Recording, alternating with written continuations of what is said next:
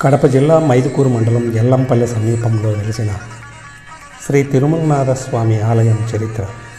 రచన తవ్వా ఓబుల్ రెడ్డి.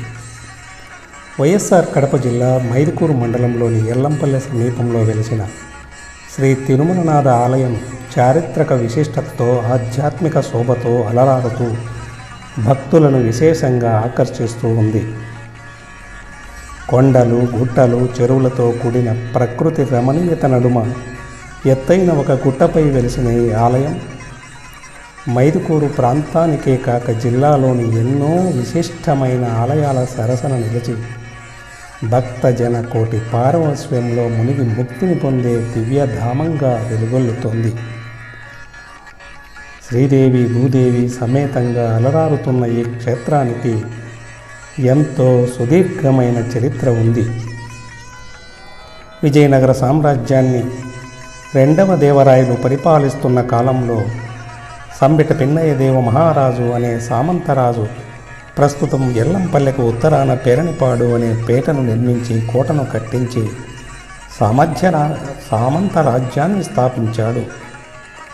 పేరయ్య, లోకయ్య అనే గొల్లల సహకారంతో రాజు ఈ రాజ్యాన్ని స్థాపించడంతో తాను నిర్మించిన కోటతో కలిపి పేటకు పేరణిపాడు అని నామకరణం చేశాడు. అలాగే లోకయ్య పేరుతో నంద్యాలంపేట సమీపంలోని లోకాయపల్లి గ్రామాన్ని కూడా నిర్మించి ఇచ్చాడని పేరణిపాడు కైఫియత్తు ద్వారా తెలుస్తోంది. కోటకు రక్షణగా శ్రీ వీరభద్రస్వామి ఆలయము, ఈశ్వర ఆలయము, ఆంజనేయ స్వామి దేవాలయాలు వెలిశాయి.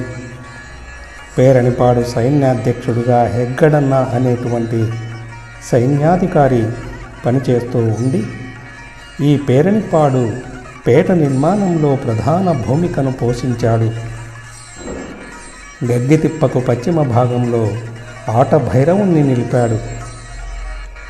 ఈ దశాబ్ద కాలంలో ఆట భైరవ ఆలయం వద్ద పురావస్తు పరిశోధకులకు లభించిన శాసనం ద్వారా పేరణిపాడు రాజ్యానికి సంబంధించిన కొంత చరిత్ర వెలుగు చూసింది. ఈ శాసనాలను గుర్తించడంలో మైదుకూరు ప్రాంతానికి చెందిన రచయిత, చారిత్రక పరిశోధకుడు తవ్వా ఓబుల్ రెడ్డి ఎంతో కృషి చేశారు. పిన్నయ్య దేవ మహారాజు కుమారుడైన సంబెట శివరాజు ఆ తర్వాత పేరణిపాడు రాజ్యానికి అధిపతి అయ్యాడు.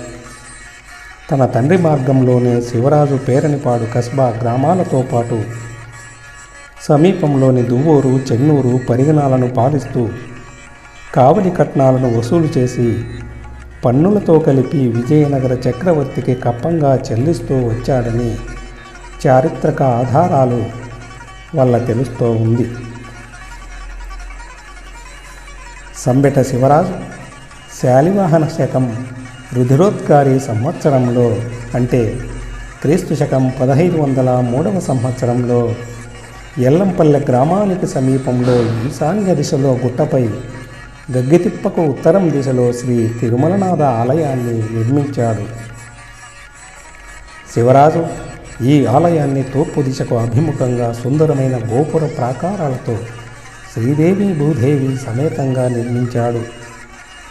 ఆలయానికి ఉత్తర దిశలో మెట్లు నిర్మించి అక్కడికి పరమణ దిశలో సమీపంలో ఉన్న కోటకు రాకపోకలు సాగించేందుకు దారి సౌకర్యం కూడా కల్పించాడు. ఈ దేవాలయం నిర్వహణకు అవసరమైన సొమ్ము రాబడికి సమీప గ్రామాలను, పొలాలను మాన్యంగా ప్రకటించాడు శివరాజు.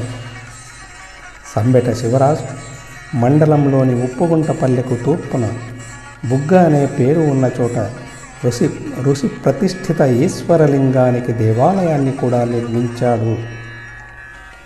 శివరాజు రాజ్యం చేస్తున్న కాలంలోనే రాజ్యంలో నెలకొన్న పరిస్థితులలో భాగంగా శివరాజు సాలువ నరసింగదేవరాయలు అనే చక్రవర్తిపై తిరుగుబాటు చేశాడు. దీంతో ఆగ్రహం చెందిన ఆ విజయనగర చక్రవర్తి పేరణిపాడు కోటపై దాడి జరిపి పిరంగులతో కోటను నేలమట్టం చేశాడు. ఈ సందర్భంగా గగ్గితిప్పపై నుండి పిరంగులను ప్రయోగించాడు.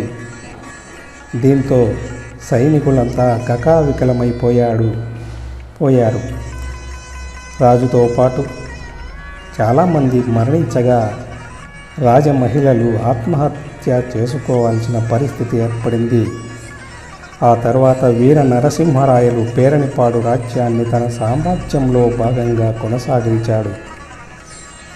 గగ్గెతిప్పకు తూర్పున ఉన్న చెరువులో రాజులు గుర్రాలు నీళ్లు తాగుతూ ఉంది.